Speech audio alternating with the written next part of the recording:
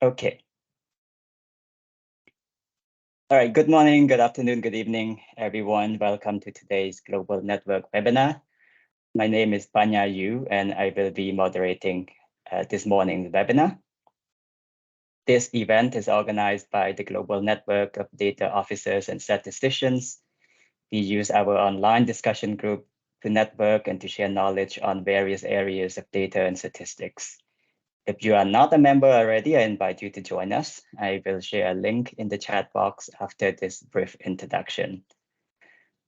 Today, we are very happy to welcome 4 speakers. That is 3 of my colleagues and myself from the SDG monitoring section of the Statistics Division, UNSD, of the United Nations Department of Economic and Social Affairs, DESA. We will be sharing data and insights from the Sustainable Development Report 2023 Special Edition and supplementary materials. And we will also introduce you to the recently launched UN Data Commons for the SDGs. Back in July, DESA released a special edition of our annual flagship Sustainable Development Goals report. Using the latest available data and estimates, this publication provides a comprehensive midpoint assessment of the 2030 agenda, highlighting not only impacts of multiple crises affecting people's lives and livelihoods, but also areas of progress when acceleration is needed. Serving as a companion to this report, the Sustainable Development Goals Progress Chart 2023 presents an overview of global progress with respect to the targets outlined in the 17 goals of the 2030 agenda. And enabling access to even more granular SDG data and visualizations and analysis, UNSD also recently launched UN Data Commons for the SDGs, a platform integrating authoritative SDG data and information from across the UN system into a public repository with advanced search functionality and modern user-friendly interface. Let me now introduce our speakers. Yongyi Min is the Chief of Sustainable Development Goal Monitoring Section of the UN Statistics Division. She's responsible for the program of the global monitoring of the progress towards the SDGs. Yongyi is the lead author of the annual Global Sustainable Development Goals report and manages other SDG monitoring outputs at the global level. Heather Page is statistician with the SDG monitoring section. Previously, Heather was an environmental affairs officer at the UN Economic Commission for Latin America and the Caribbean. She has a dual master's degree from American University in International Affairs and Sustainable Development, Natural Resources. Daniel Eshetie is a statistician at the SDG monitoring section. Daniel previously worked at the UN Department of Field Support, the UN Economic Commission for Africa, and in the private sector. Daniel holds a Bachelor of Science in Statistics and Computer Science and a postgraduate diploma in Computer Science from Addis Ababa University and Hilco in Ethiopia. And my name is Sokunpanha You. I'm an associate statistician at the SDG monitoring section. Before this posting, I served for 2 years at the Economic Commission for Africa in Addis Ababa, Ethiopia. And before joining the UN, I spent about a decade in the private sector, mostly in banking and telecoms. I have a master's of public policy from the University of Michigan and a bachelor's of economics from the Singapore Management University. So before we proceed, just a few housekeeping reminders. Our speakers will have about 35 minutes for the presentation, and we will have a Q&A session at the end of the presentation where you can unmute yourself and ask your questions. Throughout the presentation, please do feel free to write your comments and questions in the chat box at any time. And once again, this Global Network webinar is being recorded and it will be shared on the Global Network. We invite you to continue the discussion there after this webinar. And with that, let me welcome Yongyi to start the presentation. Yongyi, the floor is yours. Thank you so much, Panya. I was wondering who's going to can share the deck. Daniel or Panya, can you share? I can share, yeah. Okay, thank you. Please give So, me one thank you, second as I everyone. put this up. Yeah. Thank you, everyone. Welcome you to this global network webinar focused on the insight from the 2023, the SDG reports, the special edition, and also from the progress chart. As Pania mentioned, my name is Yongyi Min. I work at the UN Statistical Division, focused on the global SDG monitoring. So this seminar, we would like to give you an overview of the SDG global monitoring and also focus on some insight from the SDG report 2023. Next slide, please. Thank you.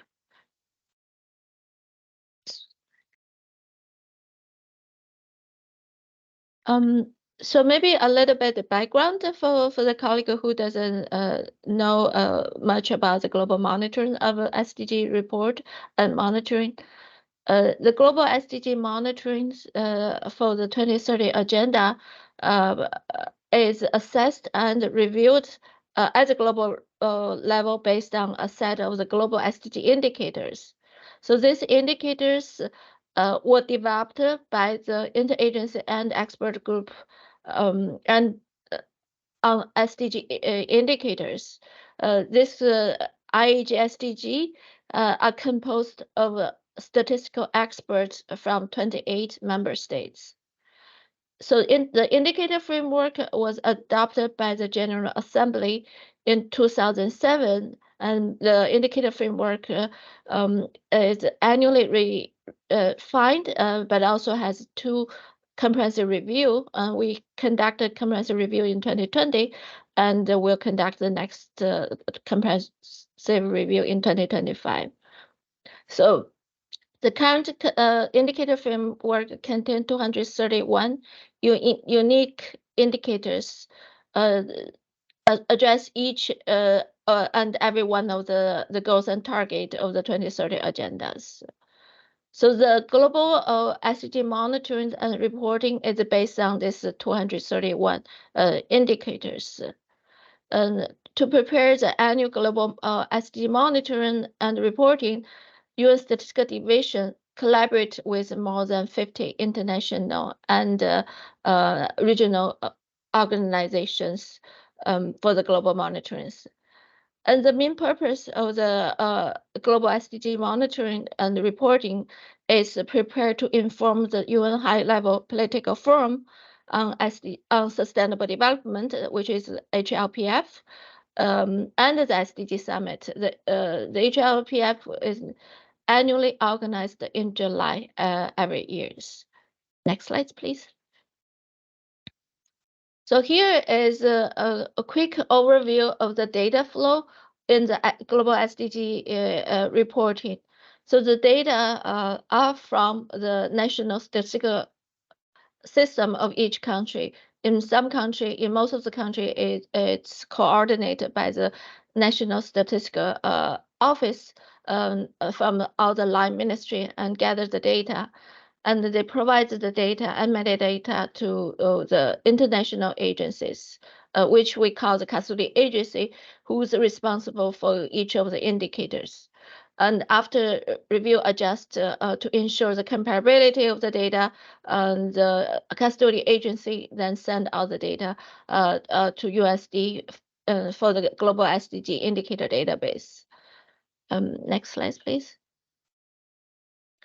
And here is the SDG reporting process flowchart.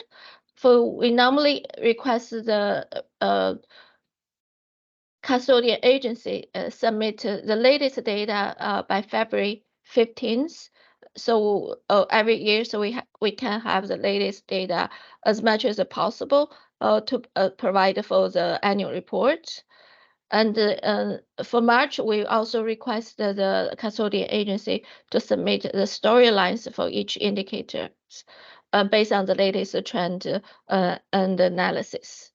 In April, the team will prepare the annual SDGs report, which is the black-white parliamentary report of the United Nations. And from May to June, the team will work with all the custodial agency, prepares the SD report and also the progress chart. We normally launch the report on the first day of the HLPF in July. In this presentation, next slide, please. We will cover three outputs of the SDG global monitorings. The first one is the Sustainable Development Goals Report Special Edition 2023. This report is available in all the 6 official languages of the UN. And we also gave a brief overview of the SDG progress chart. As Pania mentioned, we also cover the newly launched the UN data comments of the SDGs. In addition to these 3 outputs, we have a couple more other outputs, such as the extended SDG report, which include more details and provided from the custodial agency. It contains original storyline submission without editing. And so you can find more detailed information about the global and regional trend of the indicators and the additional resources provided by the custodial agencies.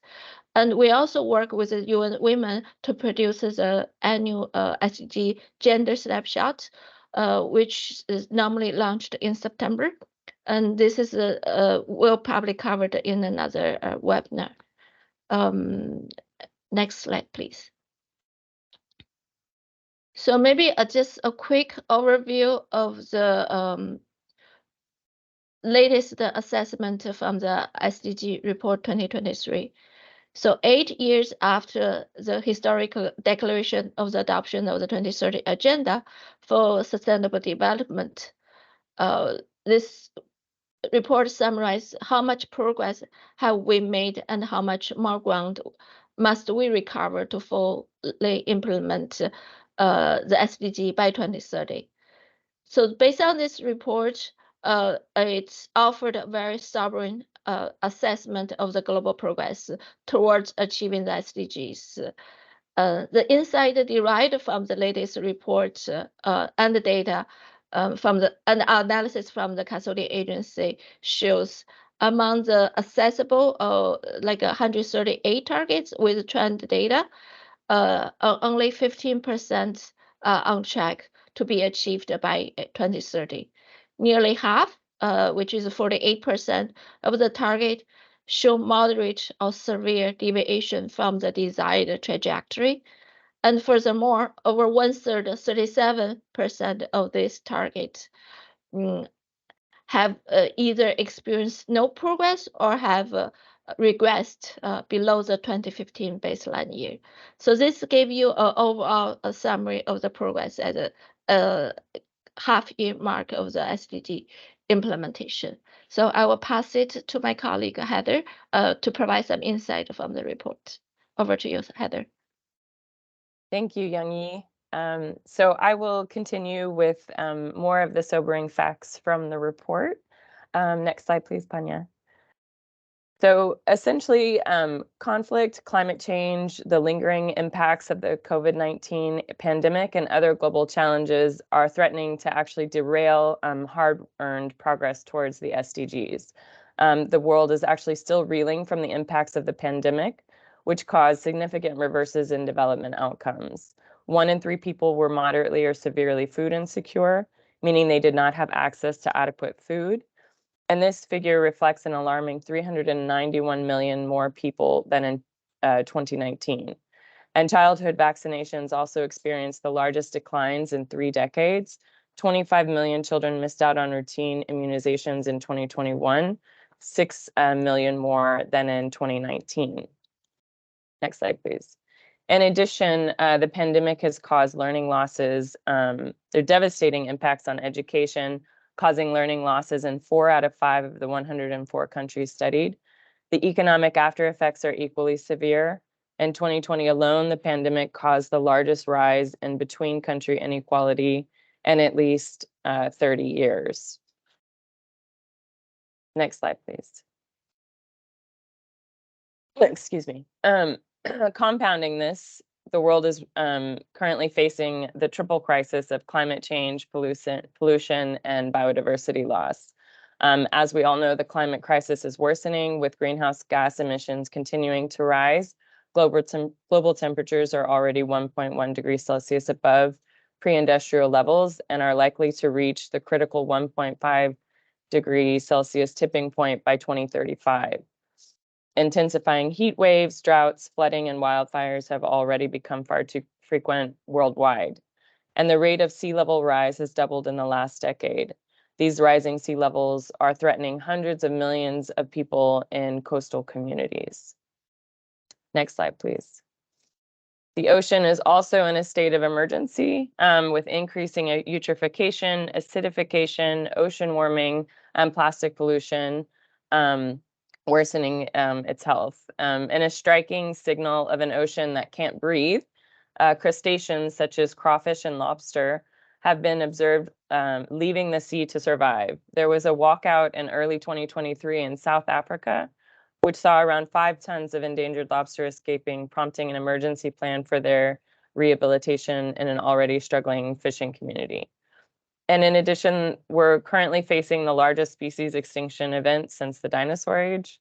The Red List Index, which measures species extinction, has deteriorated by about 11% since 1993, with an accelerating decline each decade. And sadly, there is more bad news. Next slide, please. By May 2023, war, conflict, and human rights violations had led to a staggering record of 110 million people displaced, marking the highest figures ever recorded.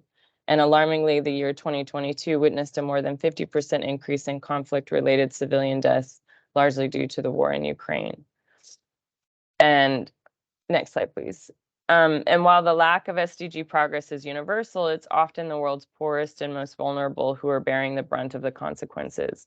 Developing countries are also disproportionately affected as they are grappling with a growing burden of external debt, inflation, rising interest rates, trade tensions, and constrained fiscal capacity. As of November 2022, 37 out of 69 of the world's poorest countries were either at high risk of or already in debt distress. And the world is essentially on track to have, next slide please, to have some big misses across the goals by 2030. If current trends continue, by 2030, 575 million people will still be living in extreme poverty. Only 1/3 of countries will have halved their national poverty levels. 84 million children and youth will still be out of school, and 300 million students will lack basic numeracy and literacy skills. And also at the current rate, next slide please, gender equality is still 300 years away. At the current rate, it will take 300 years to end child marriage, 286 years to close gaps in legal protections, and 140 years to achieve equal representation and leadership in the workplace. Now, having said all of this, the report does also highlight some areas for promising potential, essentially where we have had progress in some areas that can illustrate our hope. Because despite these setbacks, there is reason for hope. And that's also one of the messages in the report that we wanted to convey. The data, yes, do show a very sobering picture, as Yongyi mentioned, but the world has made critical advancements in recent decades in areas such as poverty reduction, child mortality, and access to basic services, illustrating the promising potential for further advancing. Since 2015, for example, 800 million more people have been connected to the electricity grid. Today, 146 out of 200 countries or areas have already met or are on track to meet the SDG target of under 5 mortality. Effective HIV treatment has cut global AIDS-related deaths by 52% since 2010. Next slide, please. And harnessing innovation and technologies can help drive SDG progress. 95% of the world has mobile broadband access, and 2 in 3 people use the internet. And we have seen the potential positive impact on service delivery when effectively harnessing data and tapping digital solutions. Essentially, next slide, please. we must make the next 7 years count, because we actually can and we must turn things around, but obviously the clock is absolutely ticking. This report is a special edition because it also includes the Secretary General's rescue plan for people and planet, and it goes through some of the policy prescriptions that are involved in this rescue plan. Next slide, please. Because looking ahead to the 2030 deadline, obviously the task of rescuing the SDGs is daunting, but possible. With a surge in action and investment, the Secretary General calls on countries to deliver on the central commitment to end poverty and leave no one behind.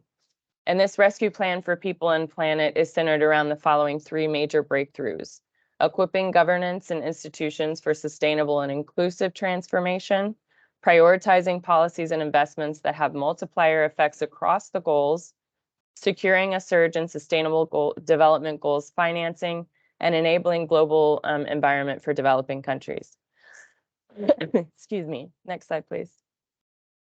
So what this means for making governance and institutions fit for SDG action is investing in public sector capacity and infrastructure, recognizing the central role of local and subnational governments, advancing regulatory frameworks to align private sector governance models with the SDGs, and also scaling up data availability with a focus on vulnerable groups and taking SDG monitoring to the next level. Next slide, please. So there are also 29 recommendations included in the report to balance human well-being and nature and to leave no one behind, trying to multiply the impacts across the SDGs, which also requires investing in women and girls for strong synergies across the SDGs, building digital infrastructure and digital literacy for ripple impacts, lowering the cost of capital for renewable technologies, supporting just transitions and shock responsive social protection, and investing in peace and addressing underlying drivers of vulnerability. Next slide, please. So all of this is also hoping to enable developing countries to turbocharge SDG and climate action. And this also requires actions to break down structural barriers against transformative change, delivering on the SDG stimulus of $500 billion per year, and reforming the financial architecture, establishing fair and effective tax systems, harnessing trade for aid with aid for trade, and also improving technology transfer and increasing SDG research funding. Again, I invite you to visit the report to see the sobering data, but also the hopeful messages that are included. Thank you so much. I'll pass now to Panya, who will review the progress chart. Thank you very much, Heather. As has been mentioned already, the report is heavily data-driven, and the importance of taking stock and looking at how far we have come since 2015 is even more important this year, since this is the exact midpoint on our way to the 2030 deadline. So recognizing that importance, this year we have produced a supplementary progress chart to accompany the main report. So the main report definitely gives you a lot of data points and a lot of storylines to illustrate where the world stands today. And the progress chart goes deeper into each of the goals to provide you with a traffic light system to kind of, at a glance, give you an idea of what's on track, what has made fair progress, that needs acceleration, and what has stagnated or regressed. So this overview slide, as you can see, gives you trend for each of the 17 goals. And we use the traffic light system to illustrate what I just mentioned for those trends, for those targets that have data or information that allows us to make assessment. For those where we do not have sufficient data, you can see the gray bar. Let me spend a couple of minutes just to explain the methodology of the progress chart. First of all, we took a look at the global SDG indicator database and look at series where we have at least 2 data points. It's important when assessing trends to at least have these 2 data points so that we know the direction of movement. most of the time we compare the direction between the latest data point and the 2015 baseline. But where the baseline is not available, we look at the earliest data point and then the latest data point where we can find information on the global database. Secondly, we only look at either global aggregates or the most appropriate data points in measuring the targets at the global level. This progress chart looks at the status of the SDG on the global level. In the future, we may be able to dig deeper and go to a regional or national level, but at this point in time, the progress chart only covers the trends at the global level. Third, we look at only data from the series and disaggregation that best represent the entire reference population. For those of you who are familiar with the information architecture of the SDG indicators, you know that each indicator is often further disaggregated into different dimensions. In this case, we only look at series that best represent the entire reference population and not a smaller segment of that population. We then use a scoring methodology that distinguishes between those series that have 2030 numerical targets and those without such targets. Again, some of the SDGs indicator have explicit and written targets for 2030. In those cases, we calculate the compound annual growth rate of the variable between the baseline and the latest year. And then we extrapolate that number to 2030 and ask how much of the gap between baseline and the 2030 target will have been closed by 2030 if current trends continue, and then we assign a score to that.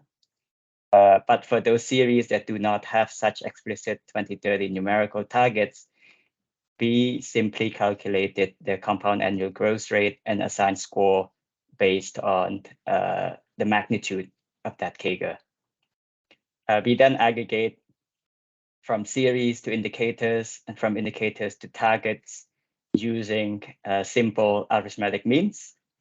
And doing all of that allows us to make assessment on 138 targets out of 169 targets in the global indicator framework. For 31 targets, we do not have either sufficient data points or additional analysis for the custodian agencies to make an assessment. For much more details, I invite you to go to our website by following the link and look at our technical note. At the end of the whole process, what we were able to do is to present the trend assessment for each of those 138 targets that had data, and we are able to publish those trends in our progress chart. So if you're interested in, for example, detailed trend for Goal 13 on climate action, for example, you could certainly go to Goal 13 and look under that and see which of the targets are on track, which are not on track, and which have actually stagnated or regressed. Once again, the link to this progress chart was at the second slide of this presentation, and we will share the presentation after the webinar. And I certainly hope that you will go and have a much deeper look into that after this. And with that, I will now pass on the presentation to my colleague, Daniel, to give you a demo of our new platform. The floor is yours, Daniel.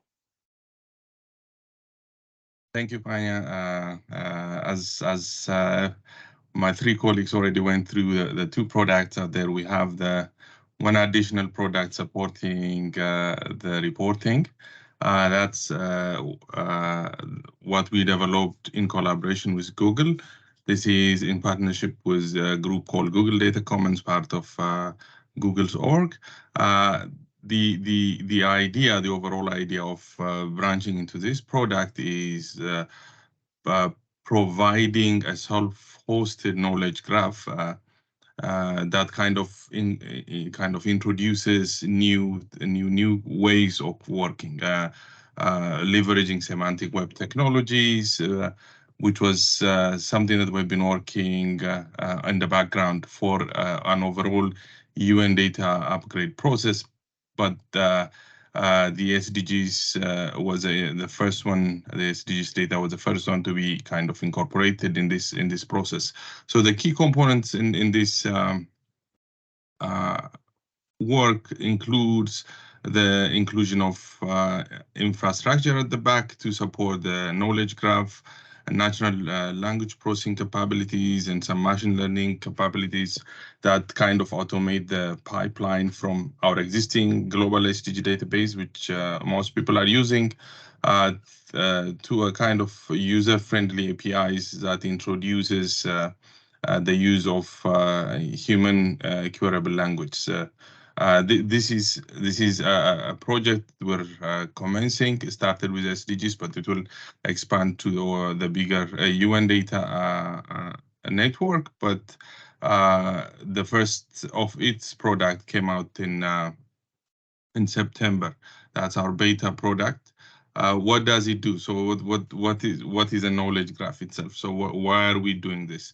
One of the key things of using this knowledge graph allows you to link resources within the SDG and outside of the SDG using semantic web. We normally kind of create relationships in our database. We host every component in it and then try to create relationships. But this one would allow you to kind of branch out your data to other available data on the web through semantic web connections. But this has been there in terms of like the Google search or Bing search tools be embedded in their product, but this is now branching out to other data sources, and the SDGs is being used as a case for this. One key advantage we've looked at through this is the availability of quick insights from our big SDG data. As you know, SDGs cover 17 goals with all the 231 indicators that they're covering several topics across thematic areas, and it's also not as as focused. It's more spread across.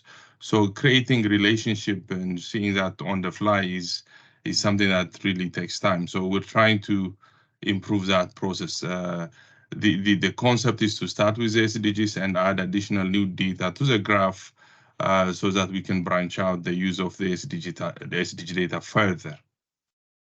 So these two key components was launched during the SDG summit back in September. One is more on the visualization part, but the other key component we have is what we call the advanced natural language search functionality, which is really opening up the data for further analysis, especially for people who don't really know the intricacies behind the framework, the connection between goals and things like that. They could easily look into the data from a very simplistic query, but that runs in the background with complex algorithms.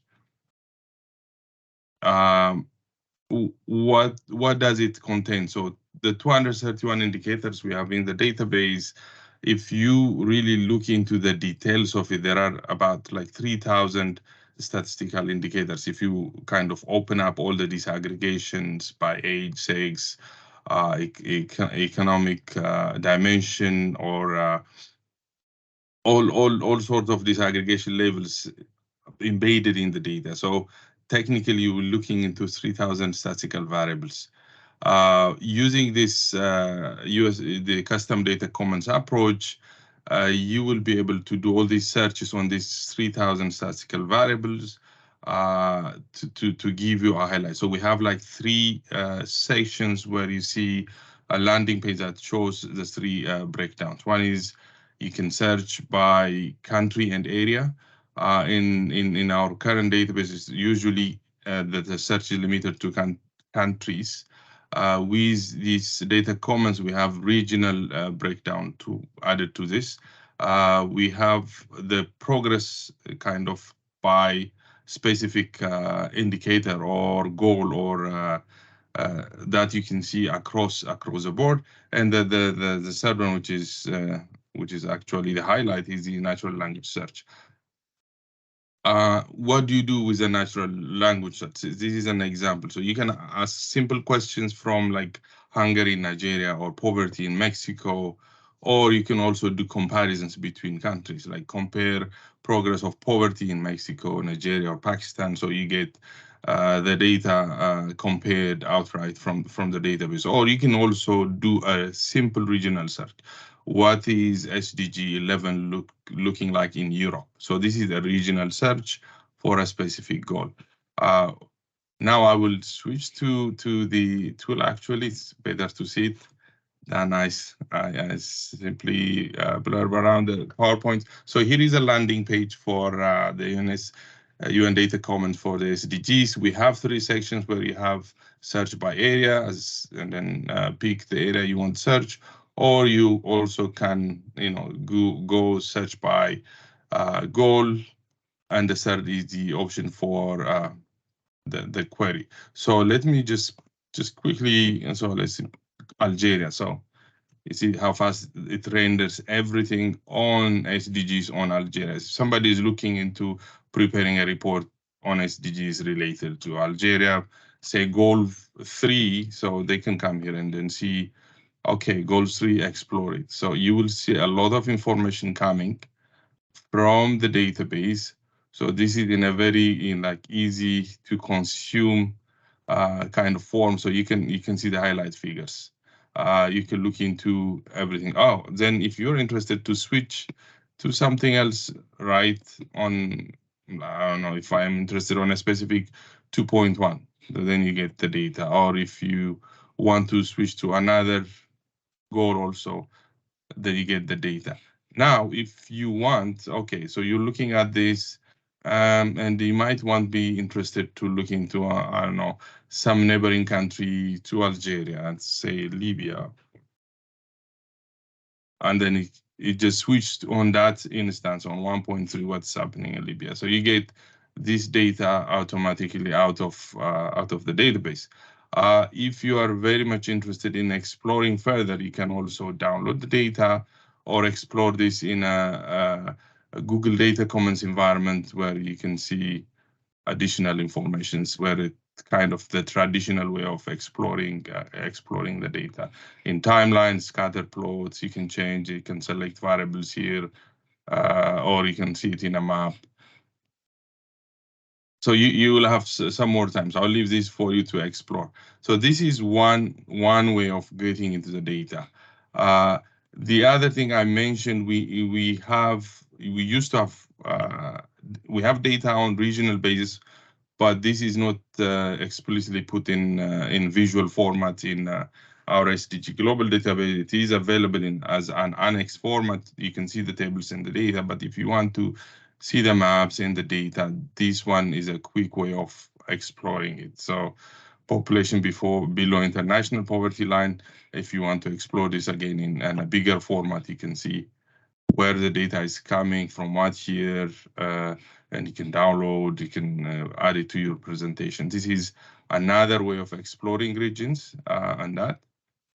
And the other one is purely specific to a goal. So if I want to look into, say, goal 12, then you get data on goal 12. Here we also combined the report as you see in the previous colleagues were presenting the SDG report. So we took some analytical words and infographics coming from the report. This is the key points from goal 12 on the latest report. So that's also embedded with this search capability, and you can also see some of the infographics that were coming from the report.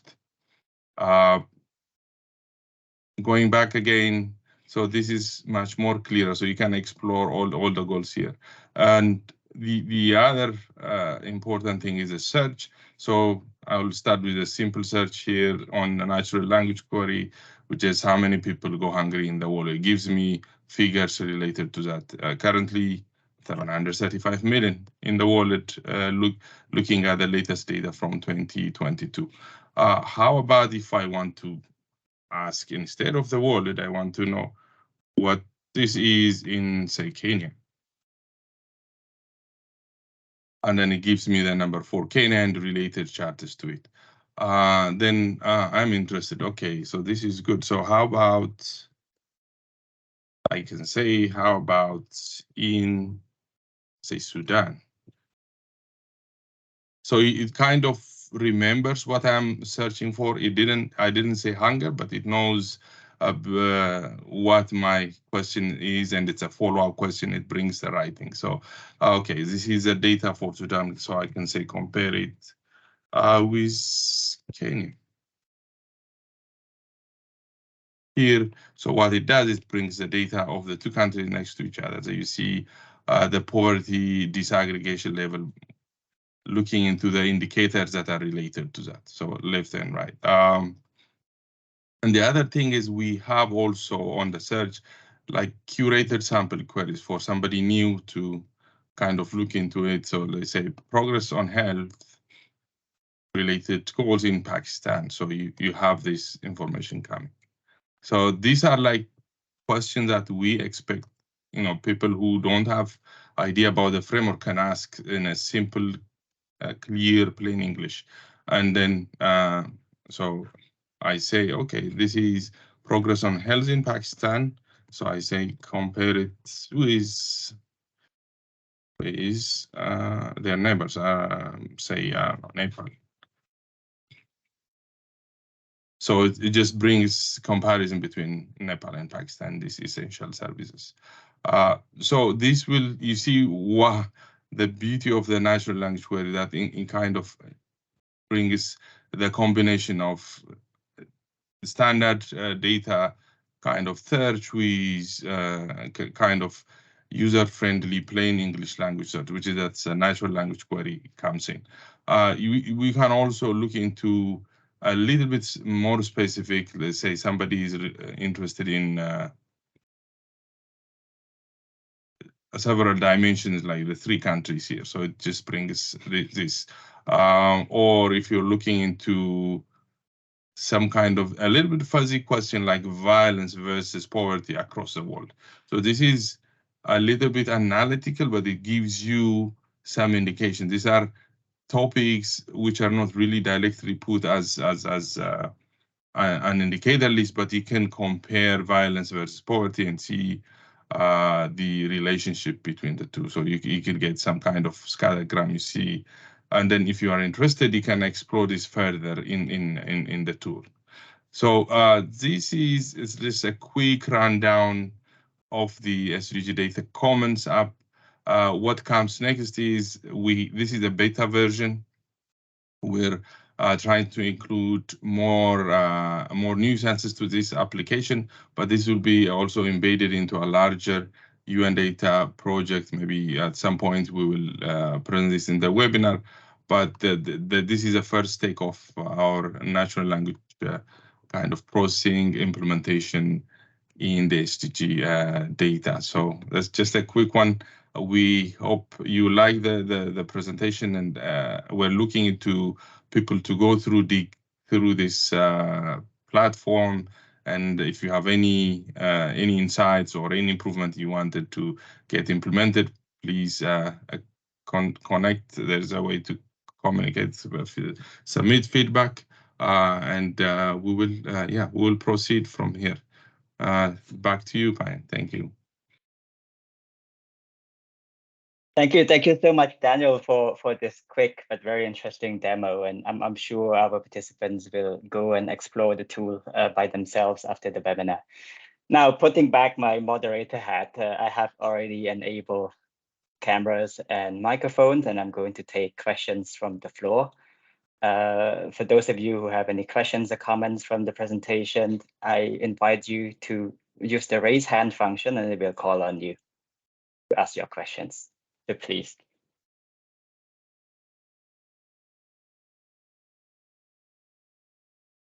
Any questions from the floor?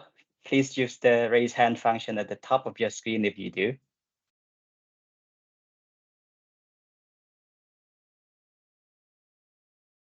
All right, while we're waiting for questions from people live, maybe let me take one question from the registration forms that was submitted by somebody who registered for the event.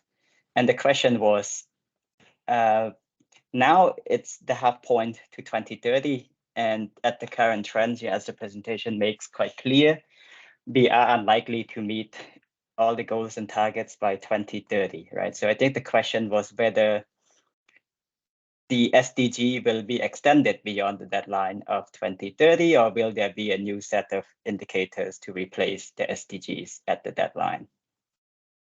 Anyone wants to take a stab at that? Maybe I'll take it first, and then my colleague can added more information. I will say it's too early to say the SDG will not be achieved. So we still have, this only half a point. And in this year's SDG summit, the Secretary General call for acceleration. So and recommit to 7 years of acceleration of SDG progress.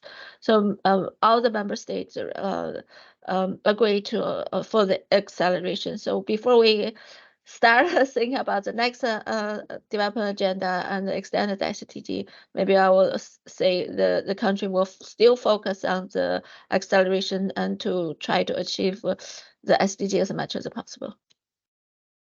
Anyone else want to add more information here? Yeah, I think you answered it very well, Yongyi. I do agree, right? So I just want to say that at the recent SDG summit, the political declaration that came out of it is a very strong call for action. And I invite people to definitely read it, but there was a recognition that we have not made nearly as much progress as we should by midpoint, and there should be much more resources going into implementing the SDG in the second half. Usually when people ask me this question, I keep talking about the analogy with long distance running. In marathons, for example, world-class runners almost always finish the second half faster than the first. So in this case, I do hope that the kind of products that we are producing are giving people a recognition of how dire the situation may be at the halfway point, in the hope that that will prompt them to move much faster in the second. And if we could do that, if we could have this a negative split, as in long distance running, there's a good chance that many more targets will be achieved by 2030. Anyone else have any questions or comments? Please don't be shy.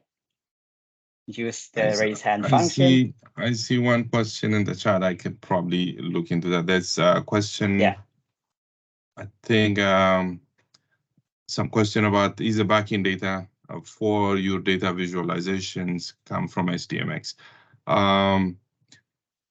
So SDMX helps you to structure your data in a way. So for the SDGs, we have a SDMX standard developed for classification of the data and the structure, but that is not directly fed into the Google Data Commons environment. We do, on top of that, we do some transformation from the backend. So yes, SDMX helps in creating the structure, because once the structure is created, it helps you to validate your data according to a specific structure. But the push from the SDMX structure the data into the knowledge graph, there is a transformation process happening. So there is one more process that pushes data into graph readable formats. It's I don't know if you're familiar, it's converted into RDF structure, which kind of fade into the knowledge graph. And then on the knowledge graph, we have developed these front-end applications that consumes the graph and spits out all this sort of visualization. So not directly from SDMX, but there is a transformation in between. But yeah, just to clarify that. Thank you. Thanks, Daniel. Let me take a couple of questions from the chat as well, as people are formulating their thoughts. There have been quite a number of interactions on the data collection calendar, database update, and so on. But there was also a question from Andrea, and the question is, can you tell us a little bit more about the challenges you encounter with regards to the data collection process and data quality? So Yongyi, Heather, if you want to take on this question. What are some of the main challenges? Yeah. Yep. Well, I think the report has also data stories. We include a data story annually and highlighted the achievements in terms of data and also the challenges we encountered in terms of data. So maybe just highlight the improvement over the years. We currently, among the 231 indicators, we have data for almost, I think,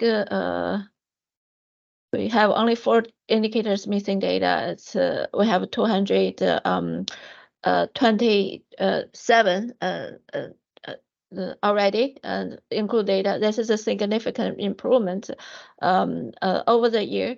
And also, if you're familiar with the indicator tier classification, like a system, basically we classified in the indicator based on the methodology of maturity and also the data availability.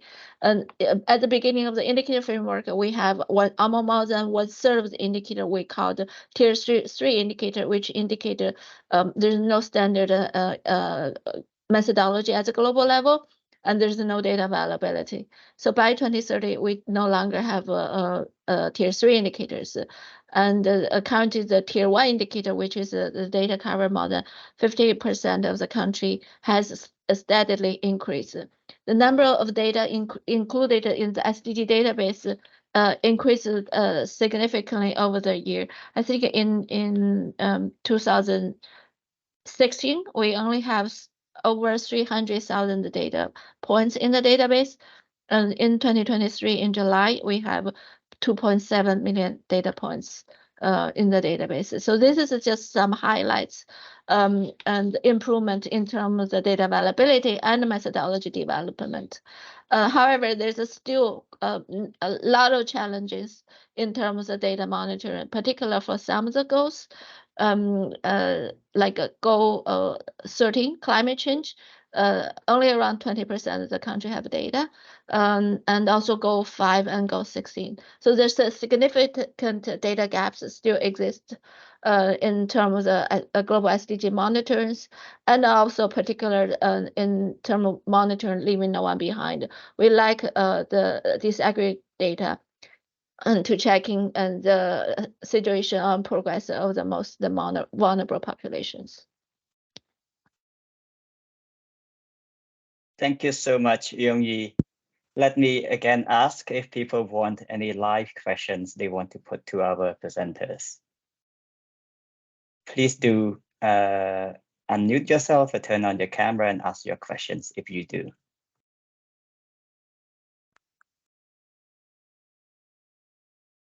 All right, people are relatively shy today, so let me just read the question in the comment then. Another question is again about data.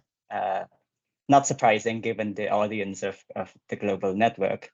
The question is, are the data the same as data that are reported to the UN agencies by member states and the data that are available in UN regional commissions?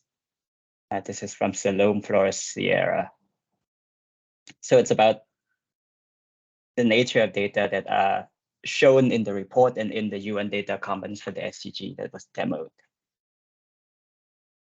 I can quickly answer that one. Yes, the data is the same with the global database and the SDG data commons. Maybe if the question is maybe looking into UN agencies, yes, all the data we have in the global database is contributed by the custodian agencies. If you, I don't know, remember the slides with the data flow, Yongyi was making sure the data flow, but all the data is coming from UN agencies. we don't receive data from countries directly. So the countries report to the custodian agencies who are the custodian of a specific domain. Say, for instance, health indicators are handled by WHO. WHO is the one talking to the countries, getting us a harmonized data to be published in the global database. The same goes for other agencies. So that's how the data is coming and published, but the source are the same. So the regional commissions are part of the UN global reporting, so they use the same data sets. But they could, what they do is on top of that, they do their own regional analysis using the same data source. So the single source of truth is a global SDG database for global monitoring and reporting. But member states can do their own using their own data set with their own disaggregation, because at the global level, we're only reporting at the country level. But if you take a country, they can report SDGs by regions, by sub-regions or localities that we don't collect. That is member states area. Thank you. Thanks, Daniel. We can take maybe a few more questions. I see a couple of questions from Javklan Bayamanya. Sorry if I really mispronounce your name, but would you like to ask your questions yourself, Javklan, by just unmuting yourself?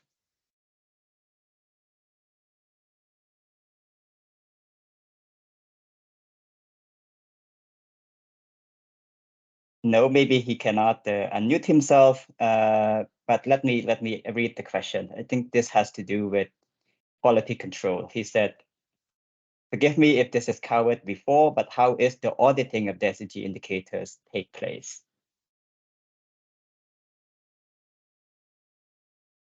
So any process of quality control before the data end up in the global database, for example? I can quickly interject if it is specific to data. Specific to data, yes, we have process for validating data sources coming from agencies, custodian agencies that go into the global database. We all follow the SDMX infrastructure in a way to validate the structural sanity of the data, and also further validation looking at trends. If there is some anomalies, there is a process. Our data management team has an established process workflow to validate data before it gets published. But if it is something to do auditing otherwise on SDGs in general, that's not our area of work. We're on SDG data reporting, but Yongyi could explain more on that. No, before the data sent to us, the custodian agency has the mandate also validate the data from the country to ensure the quality of the data and also comparability at the global level. So there's basically two-layer quality control in terms of data and the indicators. And before they send to the UN Statistical Office, it's already reviewed and the quality has been checked, and the UNSD conduct another round of the quality review. Yeah, maybe I also add that for each of the indicator, the metadata for the indicator itself is publicly available, and there is a rigorous methodology for the process of collecting and cleaning up the data before they end up in the global database as well. So there are multiple stages at which the data has been validated to make sure that, first of all, they are internationally comparable, 193 countries. If there is no process of kind of harmonizing those data, we may end up with some very awkward results. But also the metadata and so on are all published publicly and could be scrutinized by everyone. Given time, perhaps we can take one last question. I will still give an opportunity to anyone who have any pressing question to ask. If you do, please raise your hand.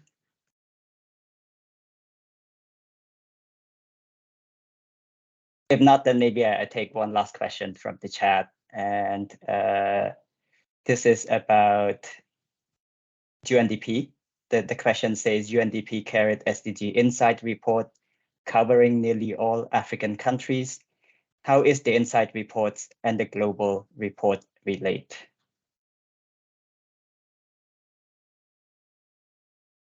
I think that in terms of the data, the INSAT report uses the data from the SDG global SDG database. In addition, I believe the INSAT report also conduct analysis from the VNR reports, and also doing some scenario analysis in addition to the data. So they should be consistent as far as I can tell, and the methodology used in the INSAT report is also consistent. Thank you so much, Yongyi. We are already a couple of minutes after, but I thought that was a very useful presentation to kind of give you all the insights of our report this year, and we look forward to giving you updates every year when we have this report coming out. But before we go, let me thank my colleagues again for taking the time to come and speak to all the members of the Global Network, and to all of you for joining our webinar. If you don't mind, let me ask you for a small favor. If you could, please unmute yourself, turn on your camera, and join me in giving everyone of the speakers a big round of applause. Thank you, Yongyi. Thank you, Heather. Thank you, Daniel. Thank you, everyone. Thank you, everyone. Thank you, everyone, and see you at the next Bye-bye. Global Network webinar. Thank you. you. Thank you. Bye-bye. Bye.